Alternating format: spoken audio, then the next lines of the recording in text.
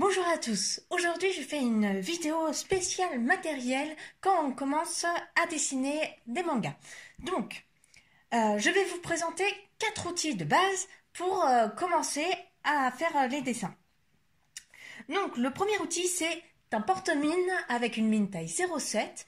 Donc pourquoi je vous dis un porte-mine? C'est très simple, c'est parce qu'en fait déjà de 1 ça vous permet de mettre en application une règle essentielle quand on dessine, c'est de ne pas appuyer. Parce qu'un porte-mine, plus vous appuierez et plus les mines vont se casser en fait. Et ça vous permet également d'avoir une gomme au bout. Donc ça, en fait, pour effacer les petits détails que vous aimez pas ou qui sont pas bien faits.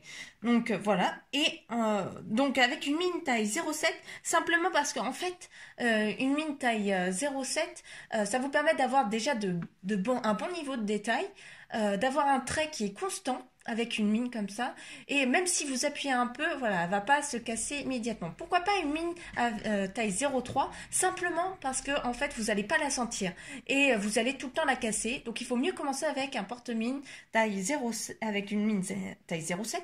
Donc vous en avez pour moins de 2 euros. C'est vraiment abordable, c'est accessible. C'est ce que vous achetez pour le matériel scolaire en fait.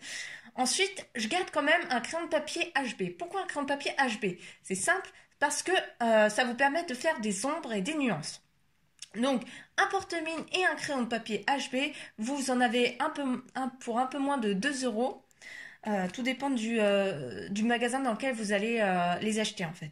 Ensuite, vous avez besoin d'une gomme Mapette. Moi, j'utilise Mapette Technique. Je l'achète chez Cultura pour 1,09 €. Simplement parce qu'en fait, cette gomme-là, j'utilise depuis le début. Parce que même si vous appuyez un petit peu avec votre porte-mine et que la mine se casse pas, vous appuyez un petit peu trop, cette gomme-là, elle va bien gommer. Vous allez me dire, une gomme, c'est fait pour gommer, mais il y a certaines gommes qui laissent des marques et voilà, elles effacent pas bien en fait. Donc, moi, c'est cette gomme-là que je vous conseille. Ensuite, il vous faut un bloc-papier. Donc, pourquoi un bloc-papier? Parce que ça vous permet de voir l'évolution. Voilà, vous pouvez en trouver un chez Cultura. Je suis pro Cultura. Non, je déconne. En fait, j'aime bien ce magasin-là parce que voilà, il y a plein d'articles et c'est vraiment un bon magasin, même qui propose de la qualité en termes de matériel. Et donc, un bloc papier, chez Cultura, vous pouvez en avoir un pour un petit peu plus de 2 euros. Donc, pourquoi? Parce que ça vous permet de voir l'évolution. Donc, je vous montre exactement pourquoi. C'est simple. Donc là, c'est mon premier dessin, Luffy, que j'ai fait à l'encre. C'était le premier à l'encre, en fait. Et vous voyez, il n'y a pas trop de détails. Les traits, bon, ça va, mais au crayon de papier, je l'avais fait avec donc un porte-mine 0,7. Et vous voyez, j'ai pu mettre un petit peu de détails, mais pas énormément. Contrairement au dernier que je vous montre là. Donc ça, c'est un personnage de Pandora Hearts. Donc si vous connaissez, il s'appelle Gilbert.